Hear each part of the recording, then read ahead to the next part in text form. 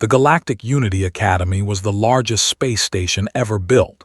It floated in the empty space between 3 solar systems, spinning slowly like a giant wheel. Young cadets from 47 different species came here to train together. They learned to work as one team.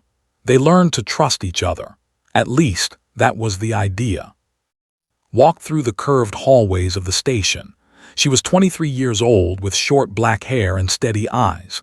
She was the first human exchange student at the academy. Earth had only joined the Galactic Union 5 years ago. Humans were still new, still strange, still watched with curious eyes wherever they went. The other cadets moved around her like water flowing around a stone. Some looked at her openly. Others pretended not to see her at all. A group passed by, their long necks bending as they whispered to each other. Their skin was pale blue, almost transparent. Could see the blood moving through their veins. She reached the lecture hall and stepped inside. The room was shaped like a bowl with seats rising up on all sides. In the center stood a holographic display platform. Today was the Origin World lesson. Each species would present their home planet to the class. Today was Earth's turn. Instructor Telos stood near the platform. He was a prism being, nearly 3 meters tall, his body made of living crystal. Light bent and scattered through him, creating small rainbows on the walls. His voice was like wind chimes when he spoke. "Cadet, you are prepared." "Yes, instructor." Walked to the platform. She felt the eyes of 200 cadets on her back. She pressed a button and the holographic display came alive. A blue and green sphere appeared in the air.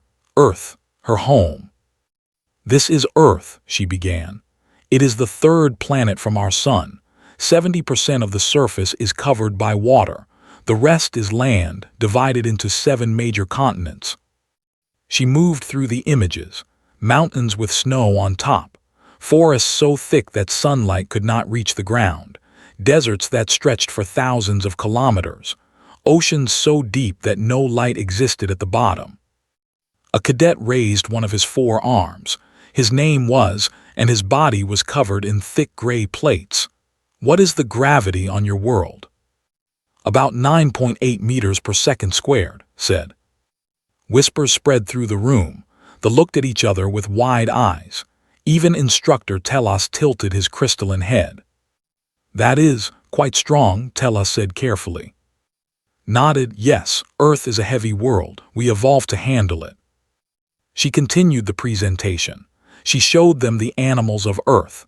Lions with golden manes, sharks with rows of sharp teeth, snakes with venom that could kill in minutes, spiders that built traps from silk, bears that stood 3 meters tall and could crush bone with one strike. The room grew quieter with each image. A cadet named Riss leaned forward. Her long neck curved like a question mark. "Your species evolved alongside these creatures." "Yes." "And you did not go extinct." Smiled slightly. "No, we learned to survive them, we studied them, we respected them." She paused. "Sometimes we kept them as pets." Riss made a sound like choking. "Pets? You kept predators as pets?" "Some of them, yes. Dogs are descended from wolves. Cats are small predators. Many humans share their homes with these animals." The silence in the room was heavy now. Could see the cadets looking at her differently, not with curiosity anymore, with something else, something closer to unease. She showed them more. Humans climbing mountains so high that there was almost no air to breathe. Humans diving into the ocean with only masks and tubes. Humans running through deserts under a burning sun.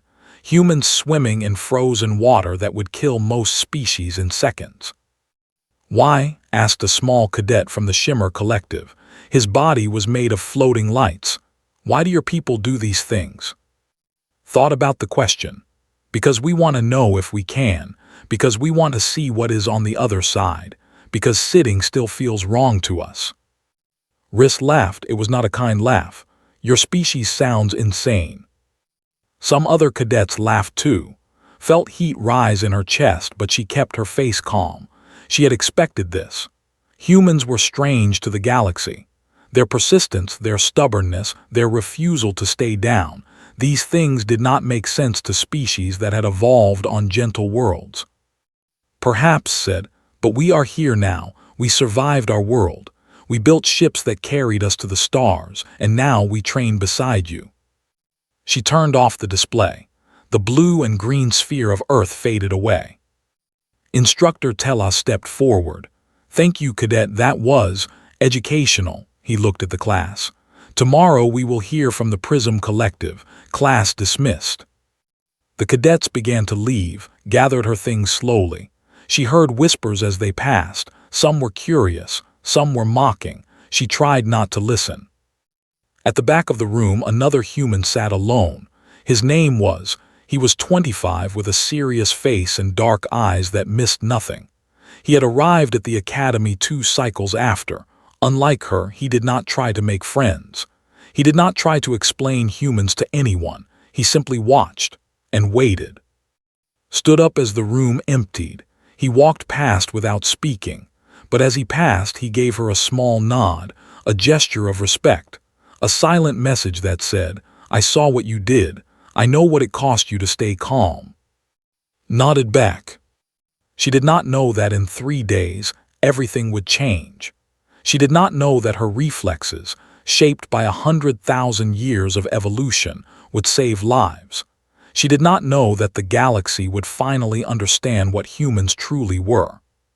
For now, she simply walked back to her quarters, alone with her thoughts, carrying the weight of her heavy world inside her bones. Sat in the combat simulation room, breathing slowly. His heart rate was steady. His muscles were loose. Around him, holographic enemies flickered and moved, waiting to attack. The timer started. He moved like water. The first enemy came from the left, and he was already turning before it reached him. His body twisted, his arms swept out, and the hologram shattered into light. 2 more came from behind. He dropped low, spun, struck twice. They vanished. The simulation increased difficulty. 5 enemies now, then 8, then 12. They came faster from all directions, did not stop. He did not slow down. He moved through them like wind through leaves, always 1 step ahead, always knowing where the next attack would come from. When the simulation ended, he had been fighting for 47 minutes. His shirt was wet with sweat. His breathing was heavy, but he was still standing. Instructor Vel, a tall being made of shifting shadows, watched from the observation room. She had trained warriors from 30 different species. She had never seen anything like. Your technique is strange, she said through the speaker. You do not fight to win quickly, you fight to last. Wiped his face with a towel. On Earth, we call it persistence hunting. Our ancestors did not have claws or fangs. They could not outrun prey, so they followed it, for hours, for days, until the prey was too tired to run anymore. You exhausted your enemies rather than defeating them. Yes. Vel was silent for a moment. This is a disturbing strategy. Almost smiled. It works. He left the simulation room and walked through the station. Other cadets moved out of his way. They had learned to do this. In sparring matches, never gave up. He took hits that would make others quit. He kept coming back again and again until his opponents were too tired to fight. It was not elegant, it was not pretty, but it was effective. In the dining hall, he sat alone at a small table. He ate his food slowly, watching the room. The cadets moved in groups based on species. With the prism being stood near the windows, absorbing light. The Shimmer Collective floated in a corner, their small lights blinking in patterns that looked like conversation. Entered the hall. She got her food and looked around for a seat. The turned away from her. The ignored her. She ended up sitting at an empty table not far from. He watched her eat. She held herself carefully, trying not to take up too much space, trying to fit in, trying to be less human. Did not understand this approach. The galaxy would never accept humans by pretending to be something else. The galaxy would only respect humans when it understood what humans truly were. Across the hall sat with his friends. He was large even for his species, with 4 thick arms and plates that looked like armor. He had challenged to a sparring match 2 weeks ago. He had been confident. His species was known for strength and endurance. The match had lasted an hour, had landed many hits, had taken them all, and when finally slowed down, too tired to keep swinging, had still been moving, still been coming, had surrendered. The shame of it burned in his eyes even now. Looked at across the hall. His gaze was full of hate. Then he looked at, his expression changed, became thoughtful, became cruel. That night met with 2 other in a storage room. Their names were Tao. They were loyal to and shared his anger toward the humans. The female gives another presentation tomorrow, said, continuing her lesson about Earth. So what? Asked. So we embarrass her, smiled, showing rows of flat teeth. The scanner array in the lecture hall runs on old plasma conduits. I checked the maintenance records. A small overload would cause the system to fail. Her presentation would be ruined. Everyone would see her standing there helpless while her precious Earth images fall apart. Tal shifted nervously. Is that safe? It is just a small disruption. The conduits have safety limits. Nothing dangerous will happen, waved one of his arms dismissively. The humans think they are special. They think they belong here. It is time to remind them that they are guests, nothing more. And Tal looked at each other. They were not sure about this plan, but was their leader. They had followed him for years. They would follow him now. Later that night, crawled through the maintenance tunnels beneath the lecture hall. The tunnels were cramped and dark, but his species could see in low light. He found the plasma conduit that fed the scanner array. It was old, covered in dust. The safety limits were set low. He made adjustments, small ones, just enough to cause a surge during the presentation, just enough to make the system fail at the worst possible moment. He did not understand what he was doing. He did not know that the safety limits had been set low because the conduit was damaged. He did not know that a surge would not just disrupt the system, it would overload it completely. He crawled back out of the tunnels, satisfied with his work. Tomorrow, the human female would be humiliated. Tomorrow, everyone would laugh at Earth and its strange, heavy people. He had no idea that his small act of cruelty would nearly kill a room full of cadets. He had no idea that would do something impossible. He had no idea that by tomorrow afternoon, the entire galaxy would begin to understand why humans were not guests at all. They were something far more dangerous, something far more necessary. Went asleep that night dreaming of revenge. He woke the next morning and went to class, eager to watch his plan unfold. He took his seat in the lecture hall, surrounded by his friends, and waited for the presentation to begin. He had no idea that his life was about to change forever, that the human he wanted to embarrass would end up saving him, that he would spend the rest of his days trying to understand how someone could protect a person who hated them. The lights in the lecture hall dimmed, walked to the platform. The presentation began. And deep in the walls, the damaged plasma conduit began to heat up. The lecture hall was full. 200 cadets sat in their seats, arranged in rising rows around the central platform. Light came from panels in the ceiling, soft and even. The air was cool and clean. Everything seemed normal. Stood at the platform. Behind her, the holographic display showed images of Earth. Today she would talk about human history, the wars, the plagues, the disasters, and how humanity had survived them all. Humans have faced extinction many times, she began. 70,000 years ago, a massive volcano erupted. The sky filled with ash. Temperatures dropped across the planet. Our population fell to perhaps 10,000 individuals. She showed them images of ancient humans huddled in caves, small groups fighting to survive in a world gone cold and dark. We should have died, continued. Many species would have, but we did not. We adapted. We helped each other. We kept going. Instructor Telos stood to the side, his crystalline body catching the light. He listened carefully. Even he, with his thousands of years of experience, found human history fascinating. So much struggle, so much pain, and yet they were here. Riss sat in the third row.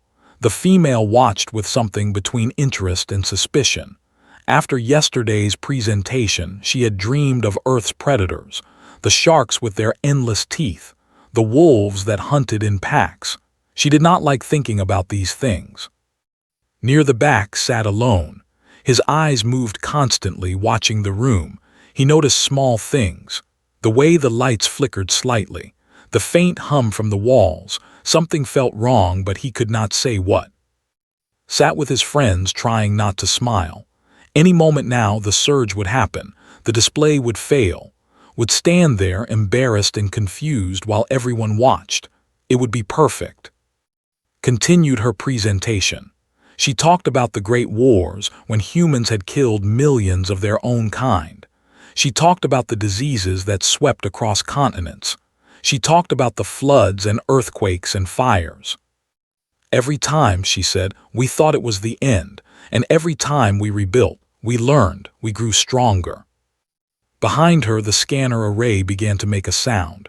A low whine, almost too quiet to hear, did not notice. Most of the cadets did not notice, but heard it. His body tensed. Instructor Telos turned his head toward the sound. His crystalline senses could detect energy fluctuations. Something was wrong with the power systems. Cadet, he said, perhaps you should step away from the conduit ruptured. The wall behind exploded outward. A bolt of plasma, bright blue and screaming with heat, shot into the room. It was not small. The damaged conduit had been holding back more energy than anyone knew. The bolt was the size of a human arm, moving at incredible speed. Time seemed to slow down. The plasma bolt flew toward the seated cadets, toward Riss, who sat frozen in her seat. Her species needed almost a full second to process sudden threats. Her brain was still trying to understand what was happening. She could not move. She could only watch the blue fire coming toward her. The prism beings could not move their heavy crystalline bodies fast enough. They were already scrambling, but they were too slow, too bulky. The Shimmer Collective scattered like startled birds, their lights flashing in panic. Was on his feet before his mind understood why. His body was already moving, pushing toward the bolt, but he was too far away. He would not reach it in time. Moved. She did not think. There was no time for thinking. 100,000 years of evolution took control of her body. Her ancestors had dodged predators. They had caught falling children. They had moved through danger with nothing but their reflexes to save them. Her legs pushed off the platform. Her body twisted in the air. Her arm came up, hand open, fingers spread. The plasma bolt struck her palm. The pain was immediate. It was like holding fire. It was like putting her hand inside a star. Her nerves screamed. Her skin burned. Every part of her brain told her to let go, to pull away, to save herself. She did not let go. Her fingers closed around the dissipating energy. Her body twisted, redirecting the force. She pulled the bolt away from its path toward Riss, away from the seated cadets, away from everyone who would have died if she had not moved. The plasma scattered against the far wall. Sparks flew like fireworks. The energy dissipated into nothing, absorbed by the station's emergency systems. Fell to her knees. Her hand was blackened, the skin cracked and burned. She could smell cooked flesh, her own flesh. The pain was so great that she could not even scream. She could only kneel there, holding her ruined hand, breathing in short gasps. The room was silent. No one moved. No one spoke. 200 cadets from 47 species sat frozen in their seats, staring at the human female kneeling on the platform. Riss had tears running down her pale blue face. She was alive. She should be dead, but she was alive because a human had caught plasma with her bare hand. Stared with wide eyes. His mouth hung open. This was not supposed to happen. This was supposed to be a small disruption, a joke, an embarrassment, not this. Not a human saving everyone, not a human showing what his species could really do. Reached the platform, he knelt beside, carefully taking her injured arm. "Medical team," he shouted. "Now." Instructor Telos was already calling for help. His crystalline voice rang through the station's communication system. "Emergency in Lecture Hall 7. Plasma burns. Human cadet injured. Immediate response required." Looked up at, her face was pale, her lips pressed tight against the pain, but her eyes were clear, focused. "Did I get everyone?" she whispered. "Is everyone okay?" Looked at her. This woman, this human, had just caught a plasma bolt. Her hand was destroyed. She might never use it properly again. And her first question was about others. "Everyone is fine," he said. "You saved them." Nodded once. Then her eyes rolled back and she collapsed against him. The medical team arrived moments later. They lifted her onto a floating stretcher and rushed her out of the hall. The cadets watched in silence as she disappeared through the doors. No one knew what to say. No one had words for what they had just seen. A human had caught fire from the sky and saved them all. The galaxy would never look at Earth the same way again. The medical wing of the academy was white and clean. Machines hummed softly. Lights glowed with a gentle warmth. Lay on a bed, her right hand wrapped in layers of regenerative gel.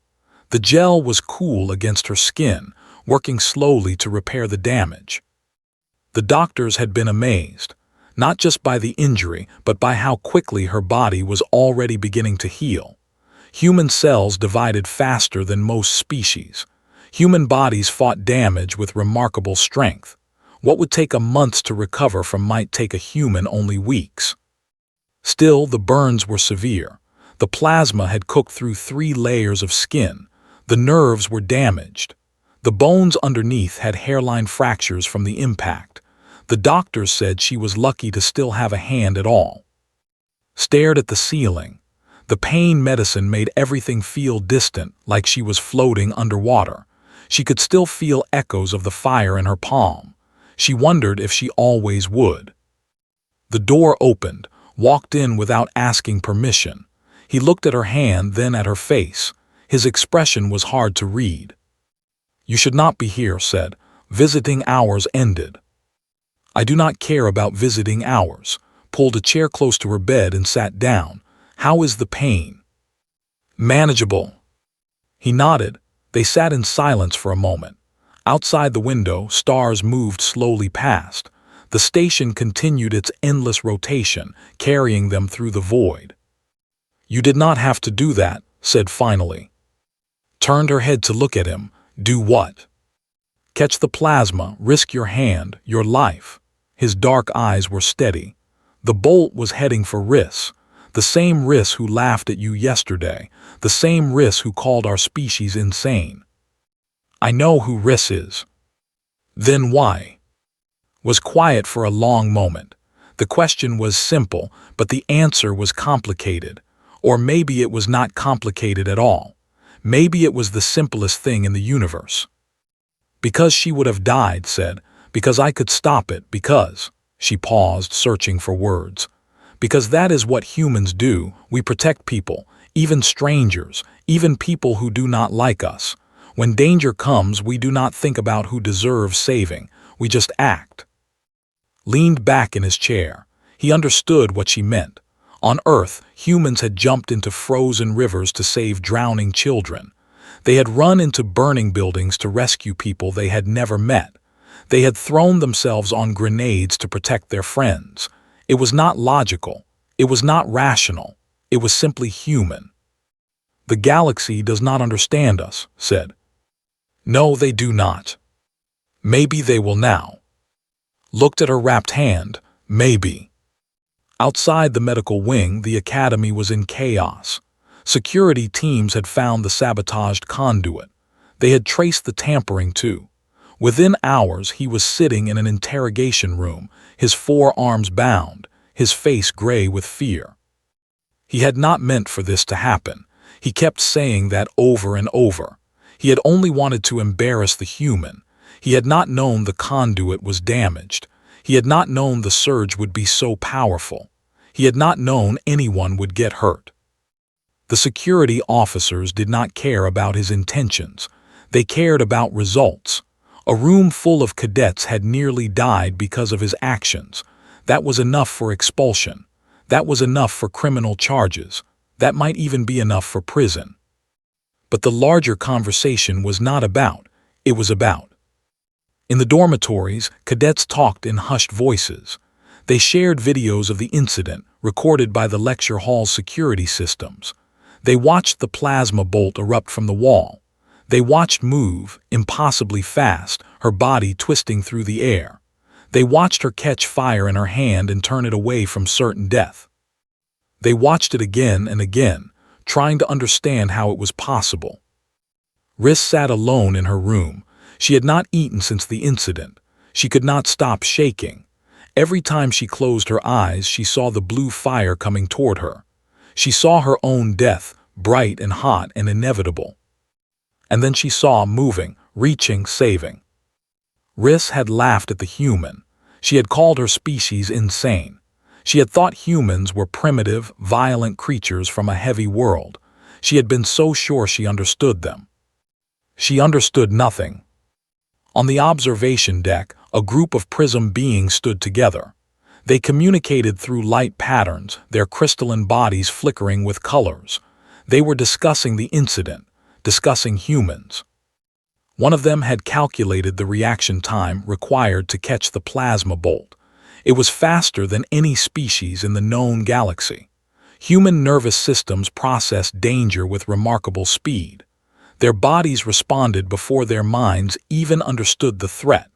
It was a survival mechanism from their predator-filled world. But speed alone did not explain what had done. Many fast species would have dodged the bolt, saving themselves. Had not tried to dodge. She had moved toward the danger. She had put herself in the path of destruction to save others. This was not just biology. This was something else. Something the prism beings did not have a word for. In the medical wing, drifted in and out of sleep. The pain medicine kept pulling her down into darkness, but she did not dream of fire. She dreamed of Earth, of blue oceans and green forests, of her mother's face, of the small house where she had grown up, surrounded by animals and plants and life. She dreamed of being young, running through fields, falling down and getting up, falling down and getting up over and over because that was what humans did. They fell. They got hurt. They kept going.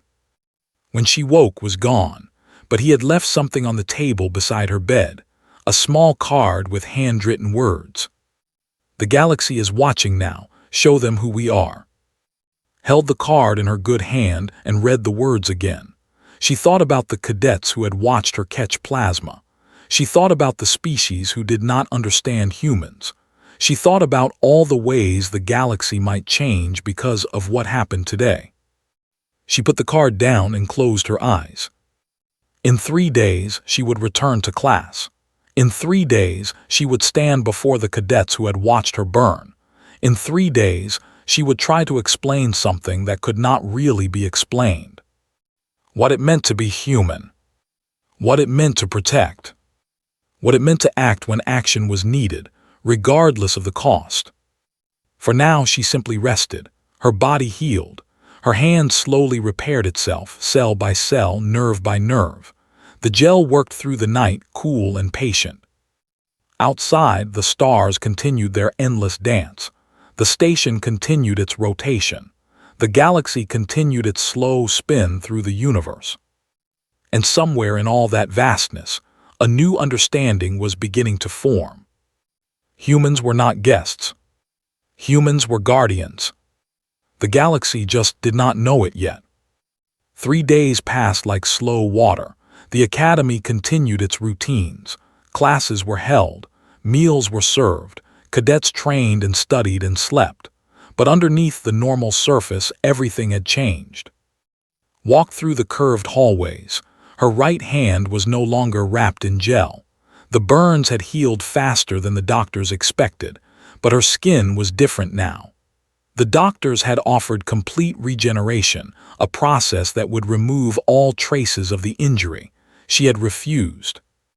"I want to remember," she had told them. "I want to carry this with me." The scar covered her palm like a map of strange rivers. The skin was smooth but discolored, pink and white in patterns that caught the light. When she moved her fingers, she could feel the tightness where the new tissue had grown. Cadets stopped and stared as she passed, but they did not look away quickly like before.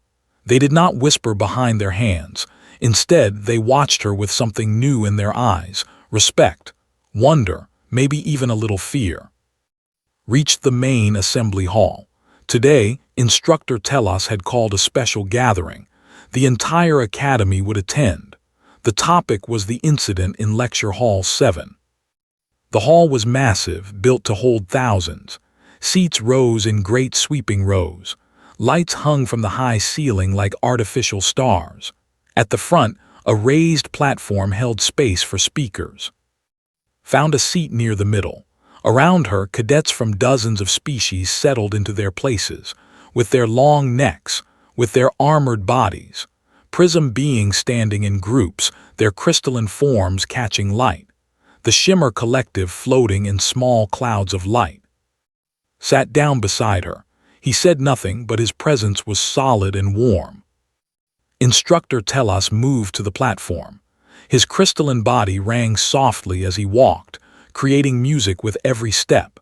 He looked out at the assembled cadets, his light-bending form casting rainbows across the front rows. 3 days ago, he began, an accident nearly killed many of you. A plasma conduit ruptured during a presentation. The resulting energy discharge was powerful enough to destroy organic tissue instantly. By all calculations, several cadets should have died. The hall was silent. Everyone remembered the blue fire. Everyone remembered the fear. They did not die, Telos continued, because Cadet acted. She moved faster than should be possible. She put herself between the plasma and her fellow cadets. She caught the discharge in her hand and redirected it away from harm. He paused, his crystalline eyes found in the crowd. Many of you have asked questions since then. How did she react so quickly? How did she withstand the pain? How did she choose to protect those who had treated her poorly? He turned to face the full assembly. I have asked Cadet to address these questions herself. Cadet stood, her heart was beating fast, but her hands were steady. She walked down the rows to the platform, feeling thousands of eyes follow her movement. She climbed the steps and stood where Telos had stood. The hall stretched out before her, filled with faces from across the galaxy. On Earth, she began, her voice clear and calm, we have a saying, the strong protect the weak, but that is not quite right. It is more accurate to say, those who can should. She held up her hand. The marks were visible even from a distance, catching the light. I was not thinking about whether anyone deserved saving. I was not calculating risks or rewards. I saw danger. My body moved. My mind followed. She lowered her hand. This is what humans are. We are not the strongest species in the galaxy. We are not the... Our world tried to kill us for 100,000 years, and we survived by protecting each other. She looked out at the Prism beings and the Shimmer Collective and all the others. When something threatens the people around us, we act. It does not matter if they are strangers. It does not matter if they do not like us. It does not even matter if they have hurt us. We see danger and we move toward it, not away. The hall was completely silent. No one shifted in their seats. No one whispered to their neighbors. Every being in the room was focused on the human standing alone on the platform. I do not know if this makes sense to you, said. Your species evolved on different worlds with different challenges. Perhaps protection was not as important for your survival. Perhaps you learned to run instead of fight, to hide instead of stand. She paused. Her eyes found Riss in the crowd. The female was staring at her with tears on her pale blue face. But humans cannot run, cannot hide. Cannot pretend that danger will pass us by. We face it, we fight it, and if we cannot win, we make sure that others have a chance to escape. She stepped back from the edge of the platform. That is what I did 3 days ago.